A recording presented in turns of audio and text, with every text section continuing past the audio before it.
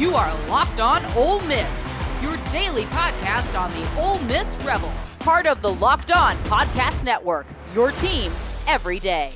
Thanks for making the Locked On Ole Miss podcast your first listen every day. We're free and available wherever you get your podcast, including YouTube. We're part of the Locked On Podcast Network, your team every single day. There's a thunderstorm going on right now. That's what that is. I'm Steven Willis with Locked On Ole Miss Podcast. He is Michael Katz from the Northeast Mississippi Tupelo Daily Journal. How you doing, Mike? Football is finally here. We started practice yesterday. There's a preseason NFL game on apparently today that I will probably watch at some point, but probably not tonight. We're so back. We're so back. Yeah, and by the way, I asked David about this, and so I'll ask you about it as well. Kane Womack, the defensive coordinator from Alabama, in 95-degree temperature, the first day of camp, went out in a hoodie, a sweatshirt. So does this choice mean you get to question every choice he's ever made? So there was actually a conversation about this yesterday, like at Ole Miss practice, and I don't remember who it was specifically about, but about how like there's like this sort of mind game you play with yourself that like if you're wearing it the whole day, even when you're inside and you go outside, you don't like feel it getting hotter, which I don't think is true at all. I think if you're in 95-degree weather and you're in a sweatshirt, I think you're going to be sweating your you know what off. But yeah, it's an interesting choice. It's definitely like you always think of like tough guys as like not wearing sleeves in negative degree weather. I guess this is the southern tough guy, where you wear sleeves when you could pass out from heat exhaustion. It's not the move. I was wearing we weren't even outside for that long yesterday, and within like 15 minutes I was drenched, and I was wearing shorts. Now, I will say this. I do wear the T-shirt long sleeve shirts, the basically the roofer shirts, so you don't have to wear it's sun protected. Yes. I will do that during the summer. I can see that. I can see that. But the sweatshirt is like, listen, man. It's kind of next level. So fall camp is underway, and I know there's some people that do not like the phrase fall camp, but I do think that, fall camp was never in the fall. So it's a camp about the fall. You're camping for it. That's what it was. It's not a literal description of, hey, this is fall and we're having camp. I think it's for the fall we're having camp. Yeah, people take issue with the term camp too for some reason. I don't know. It's just, all I know is that in a month they're going to be playing games. So yeah. And camp actually, since I worked in that building before they renovated it, but I worked in that building, camp makes sense because you are literally camped out back then. You were camped out for 3 weeks. Yeah. So, I mean, it's a real thing. But what are the early fall camp storylines? What have you noticed? What have you been paying attention to? I think the real, I guess, the emphasis of Lane Kiffin's, or I guess my biggest takeaway from his press conference yesterday was the idea that they certainly passed the eyeball test now more than they probably ever have under him, and he admits that. But it also doesn't mean that it doesn't mean anything. It doesn't mean they're going to be very good. You can look great coming off the bus, but it does not guarantee wins. So it's interesting that they have worked so hard to put together this roster of elite level athletes and talent, and trying to raise that level to where they think they need to be in order to compete with the very, very top of the conference. And they have achieved that. And there's no doubt. Jackson Dart, he said, looking out at the defense yesterday, he said it was a nice sight to see those big guys like Princely and Walter Nolan and just these athletes. And Lane Kiffin said on the offensive line, they've got that length and athleticism now too. But it was just interesting to sort of see the balance between, we look a lot different than we did, but it doesn't mean that we're going to be better than we were. Yeah, and I think this year more than any other, people are going to talk about Lane Kiffin. I think he's going to earn his $9 million this year because the expectations and everything. He's got to do what Kirby Smart does. And what I mean by that is like after the TCU game where the guy did the interview and he started yelling at the guy interviewing, he was like, you said we were going to win 7 games. It's like, you were a consensus #1 team. No one said that. But. Yeah, it's like, where did you get that? It's like, that's the best coaching job ever. Lane Kiffin is essentially going to have to pull that magic over his team. Yeah, that was really interesting in media days a couple weeks ago when I brought up to him that this is going to be the second top 10 preseason team he's ever had. The first one being his 2012 USC team. And we talked a little bit about like, what did you learn from that experience? And obviously it was a little bit different. USC was under sanctions then. They had some roster, difficulties with that. But he said there was a part of them that probably bought into their hype a little bit too much. They thought they were as good as everybody said they were, even though they probably weren't. And so it's really interesting to see now this version of Lane Kiffin. He's not underselling it, but he talks about rat poison a lot, but this is the ultimate, we think we can be pretty good if everything goes right. We do everything that we need to do. But this isn't guaranteed. We still have to go out there and work and do all the things that we have to do. It's not just going to happen because our team looks really good. So it's really interesting. And you talk to any of the players too, Dart, Jared Ivey, Trey Harris, any of these guys, they are all so on the same page of, we should be very good. But it's not going to happen unless we work for it. And that's not every team. Some teams buy into hype, and it usually bites them in the butt, as this 2012 SC team admittedly did. So it's interesting to see those sort of stances. Heck, Texas A&M makes a living out of that. It does seem like every year. Yeah, we joke about it. Texas 8-4. I mean, that's a thing, right? Yeah, no, it is. But I mean, you look at all of the really good teams historically. When does a team that thinks it's really good or buys into its hype, when does that ever really like work out? Never. You said, it's always the Kirby Smart, Nick Saban teams where they feel like they've been the manufactured disrespect and things like that. That's probably going to be part of the equation this year, like you said. Yeah, and do you think that Lane Kiffin, whenever he did that USC thing back in 2012, he was still a Pete Carroll guy at that point? And then after that situation, he ended up going to the Nick Saban school. Do you think that's affecting how this is being done? Because that's two elite coaches at the college level, but they are two completely different ways of doing it. Yeah, there are two great coaches who handled things differently. And I think Pete Carroll maybe like unfairly gets a rep of being like a lucky or a happy-go-lucky guy. Like he was really tough. He's really tough on his guys, but he's a very different personality than Lane is. And I imagine that he and Nick Saban handle things very differently. So I think when what happened to Lane happened at USC, and you get the chance to learn under the guy who is now the greatest coach in college football. Why wouldn't you soak that all in and take everything you can from him? And now that you've seen firsthand that it works. Why wouldn't you want to try it? Thanks again for making the Locked On Ole Miss podcast your first listen. When we come back, we'll start talking about Deion Smith, because we all know about the news about him. And what is Michael looking for during camp that, hey, August 20th, he's going to pull back from? We'll ask him that in just a second.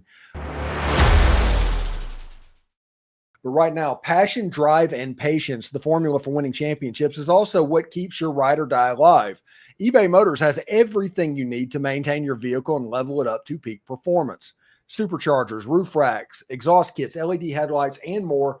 Whether you're into speed, power, or style, eBay Motors has got you covered.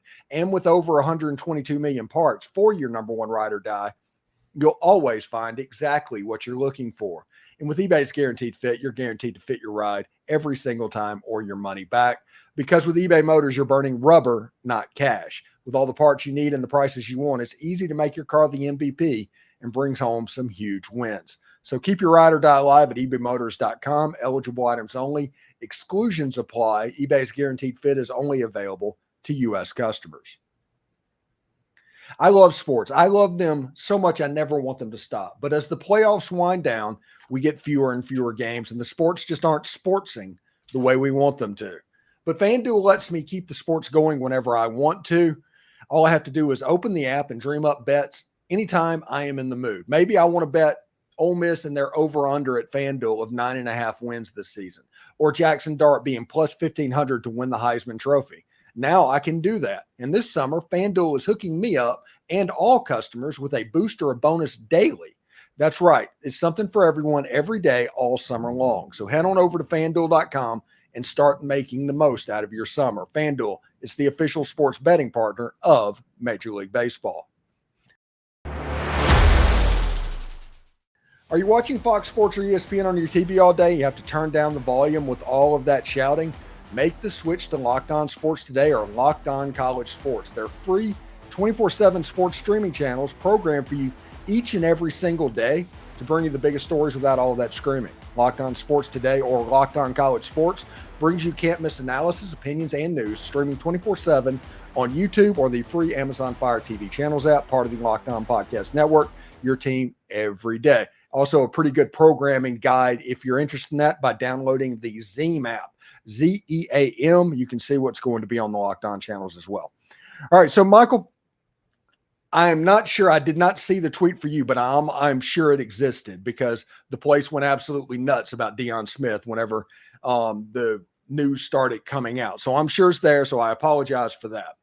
But Deion Smith, my first couple of years, I was a tornado, a disaster in college. I dug myself such a hole that I ended up having to go into the Navy for. So I can relate to what Deion Smith had to go through to get back to Ole Miss.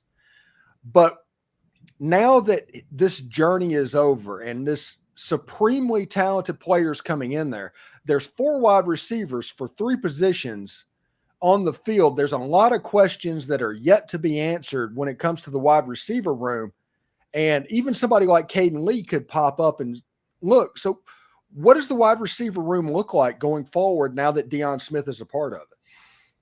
It's interesting that the news broke yesterday because earlier in the day, Lane Kiffin was asked about Deion Smith, and he gave a very sort of, I really don't know sort of answer. And it didn't seem particularly optimistic. And within a few hours, obviously, the tenor had changed. Talking to Trey and Jordan Watkins yesterday, I mean, the wide receiver room was already going to be absurdly rich. When you add a guy like Juice Wells and Juice, when I asked them about him, the term explosive is something that came up a lot, and his ability with the ball in his hands. I know that you tweeted it out. He is a big dude. I mean, he is not. This is really our first time seeing him in pads. And, yeah. I mean, he looks the part. And so you already had those 3. You have Caden Prescorn, who is one of the best tight ends in college football, and now you add a guy who we've always known the talent was there. We've seen him perform at LSU and in junior college, and there's a reason he was an elite recruit, to start with. Now he doesn't have to worry about all that stuff. It's like you said, you do have to respect him getting his affairs in order and actually going through with it and getting it done, because I cannot imagine that was easy. I'm sure there's a lot of people in his ear all the time about getting things done, and so a lot of respect for him actually getting it done, because not everybody does. A lot of people will end up flaming out and you never hear from him again. But in terms of the wide receiver room, I mean, who can you double cover? You can't. If you do, somebody is going to torch you. Trey Harris is probably the most, you would imagine the double cover guy. And, he's got the catch radius, all those things, the contested catches.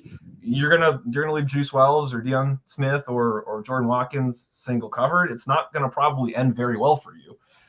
So I think it's going to be interesting to see. We've been talking a lot about the timeshare at running back and how that's going to look. I think the timeshare at receiver and how do you keep everybody happy. We talked to Lane about that yesterday, and he said, this room is interesting because they understand that it's a lot bigger than you putting up your personal numbers. And Trey Harris said that too. The NFL cares if you win too. And if you win, sometimes you got to make sacrifices. So it will be interesting to see how that all comes together. But, you're talking about a really good problem to have. I think it's, it was already one of the top 2 or 3, depending on who you look at or ask, wide receiver rooms in the country. It's scary to think it got better. If this season happens and Ole Miss has that special year that everybody's expecting, sure, the books are going to be written about the season and all of that's going to come out, but somebody needs to write a book specifically about the leadership group of Jackson Dart, Jared Ivey, and Trey Harris and those guys, because everything about them seems different. Yeah, no, it's really interesting sitting down, because yesterday, we had the media day at Ole Miss, which is when it's kind of like speed dating, where you just sort of like go around the room and you talk to guys but you get one-on-ones, which you don't always get a lot of. And so, talking to Jackson and Trey like one-on-one, listen, I've been doing this for a bit now. You don't always feel like you're talking to adults when you deal with college athletes or college students in general. I teach them. I understand that not everybody is super mature. But when you talk to Jackson Dart and Trey Harris and Jared Ivey and JJ Pegues and those guys, they're consummate professionals as college students. They're adults. They get it. And I know that saying they get it is very nebulous and vague, but you have one conversation with those guys and you leave really, really, really impressed with how they hold themselves, how they conduct themselves, and how people respect them. And I think that when you're led by those people who are not only your best players, but are also the people who keep everyone together, I think it's a really, really good recipe. Yeah, it is pretty fantastic. I'll say, before we get out of here, so what has caught your eye in this early portion of fall camp? And granted, that's not a very big sample size at this point, but what have you put in your mind, filed it away, so August 20th you can go back and confirm that one way or another? I need to see what the offensive line is going to actually be. Because, yeah, you've got 3 returners, but you also added a bunch of guys, and there's also not only the 3 returning starters, but you've got a guy like Jaden Williams who started the entire 2022 season. You've got Eli Acker, and then you add in guys, the Washington guys, and Kalepa and Diego Pounds. Like, what is that combination going to be? Because, like, right now, it's the first day, so yesterday was the first day, so you're probably going to keep it pretty vanilla in terms of like, hey, the guys who have been here, like, you're going to go out and get those quote unquote first reps and all that stuff. But I'm really curious to see how that unfolds, because you've got a lot of guys who have started a lot of games, maybe not all here, but who started a lot of college games at a high level. Again, you look at the Washington guys, that was the best offensive line in the country. And you got one guy who started every game for them last year. So I'm curious to see, does the group that we saw out there yesterday look the same as it does in a couple of weeks, or is that when they start working in some of the newer guys, or do they already know who they want and they're not showing us? There's always gamesmanship this time of year. That's the one thing I'm really interested in. I feel like I know what the defensive line is going to look like. I feel like there's a lot of places on the positional groups I feel like I have a pretty good grasp on. Offensive line, there's a lot of pieces, and continuity is such a big thing with the offensive line too. And so I'm really curious to see how that all ends up. Yeah, and it's really interesting. My podcast today, for instance, I talked about just in a notebook, it's like, hey, Jerquan Scott playing center. Mm-hmm. If he makes it there, that means the snapping situation at Ole Miss is going to be much more consistent than it's been, because for the last 2 years, it's been Caleb Warren and Prey. Yeah. Yeah. No, yeah. And again, he's a guy who has started, I think, like 43 games in his college career. He's played a lot at a bunch of different spots. So, and then, if you do that, you can play Caleb Warren at guard where he probably belongs, or where he, is maybe more comfortable. It's the mixing and matching, I think, is going to be really, really fascinating to watch. Thanks again for making the Locked On Ole Miss podcast your first listen every day. We're free and available wherever you get your podcast, including YouTube. We're part of the Locked On Podcast Network, your team every day. Michael Katz from the Northeast Mississippi Daily Journal. What do you got going on this week, bud? The good thing is we got a lot of interviews yesterday, so I'm kind of going back through that stuff. Just posted a story about my conversation with Jackson Dart. I learned that he is a big foodie. He's not a cook. He admits that he does not cook, but he loves to go out and eat around Oxford. So we talked about that. I cook, but I'm also very much a restaurateur of sorts. So that was, just getting to know these guys a little bit more on a personal level is always really cool. Got some cool stuff about the wide receiver core coming up. We got to talk to Sunterian Perkins yesterday. Obviously, there's a lot of conversation about his move and his body type and how it all sort of mixes together. So just a lot of really a lot of cool conversations that are going to be coming out over the next few weeks. For Sontaran Perkins, this is the name that I want you to remember whenever you're doing research on that, because this is what I think can happen. Corey Moore, defensive lineman, defensive end out of Virginia Tech in like 1992. He's somebody, but him playing the jack position over there with Princely and Monmielen, I think that might be the correlation and the thought of where people need to start looking of what Sontaran Perkins is going to be this year. I think the bottom line is that Pete Golding is I think you got to give him the benefit of the doubt on he knows what he's doing, and he's going to put a guy in the position where he thinks he needs to be. He's not going to waste the guy just to waste the guy. Absolutely. Yeah. Not. Well, the defensive coordinator at LSU last year was doing what he did with Harold Perkins. That's what he doesn't want to do. Yeah, exactly. So anyway, thank you, Michael. Everybody go on to the Northeast Mississippi Daily Journal, read his stuff, click his tweets, all of that good stuff. But thank you very much for stopping by, buddy. Appreciate you, man.